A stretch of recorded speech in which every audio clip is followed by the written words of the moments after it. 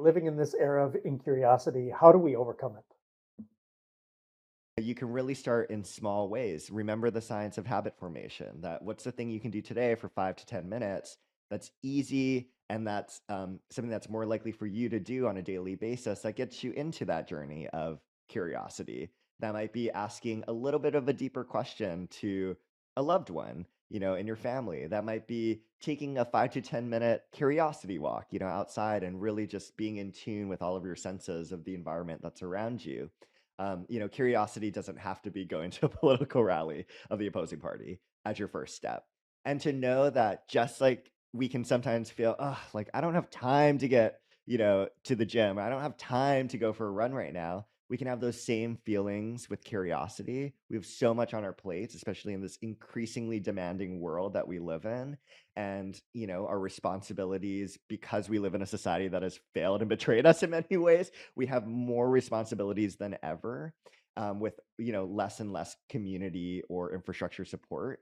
And so I can understand that. That's a valid response. But just like when you go to the gym or you go running and you're so glad that you did it after your run or after your exercise because you are releasing, all of these like really wonderful hormones and you're creating a sense of health and wellness for yourself, and it's just making you not only physically healthier but mentally more sound. The same is true for curiosity. We actually know when we put people under fMRIs, Matthias Gruber and other researchers have found that we release dopamine when we are curious, and that's like the happy hormone that we release when we eat a tasty meal or we have sex. So the same is true for curiosity. So know that even if you have a little bit of that friction, when you actually get curious towards someone or towards yourself in these small ways, it can be an enjoyable process that makes you feel good. It makes you feel healthier, it makes you feel more active and engaged with the world. And it doesn't have to be this like really big thing either. So, so that's like a big way that I start. And I also talk about the framework, the dive framework is another, big way to, how do you actually be curious? It's not enough to say, be curious, Scott.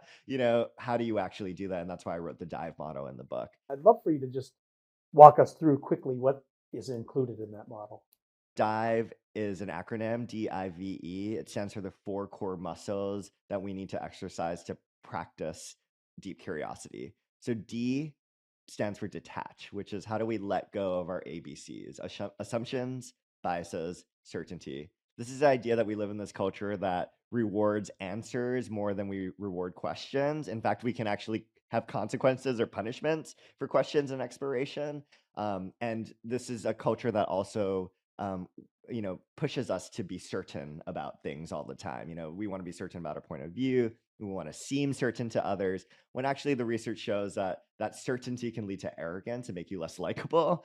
So practicing more intellectual humility and curiosity can actually help you to build stronger, connections, be more attractive to others, be more likable, more communal, more friendly. So that's sort of D. How do we really move away from these assumptions we have about others, interrupt our biases, and move away from this culture of certainty?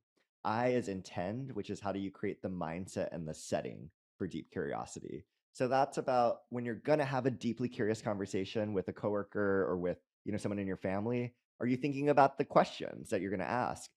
Are you, have you ate, have you slept well before you have that conversation? What's the mindset going in? And are you going to be like a professional athlete and actually mentally rehearse what that conversation is going to look like so you have the best chance of improving your performance? And then there's setting, which is what's the physical setting that you're in to be curious, with others in. There's a difference between having a conversation on a really busy, chaotic subway ride than, in your home around the dinner table where there's this intention and phones are put away. So, what is a physical setting? That's I intend. V is value. How do you see the dignity of the person you're being curious with, which includes yourself? This is a lot of what we talked about, so I won't go into too much detail here, but this is about you have to start from a place of common humanity and not dehumanize people in order to actually get curious about them. The minute you dehumanize them, you're not going to be interested in learning about them because they are less than you or they're othered or they're the them. And then the last is E, which is embrace.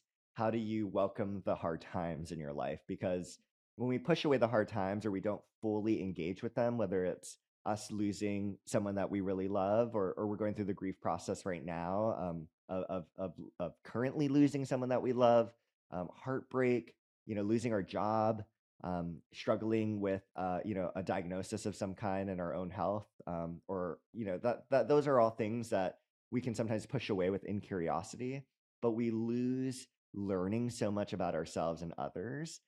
And curiosity can actually be helpful for us in those moments. We can ask questions like, who in my community or in my network can I lean on, to get support during this time?